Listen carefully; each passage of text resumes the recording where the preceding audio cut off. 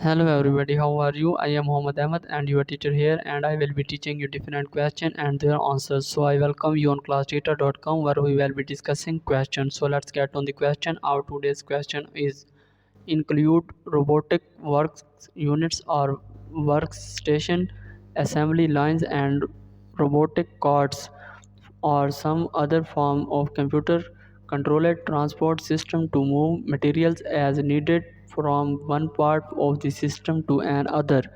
Option A, Agrimations. Option B, flexible manufacturing system.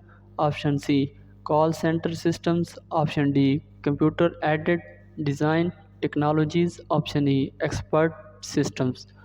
The correct answer of the question option B. So that's the correct answer of the question. If you have any question, just leave a comment. I will be answering you as soon as I can. Thank you very much for watching the video. Please don't forget to like, share and subscribe our channel. Until next question, bye bye.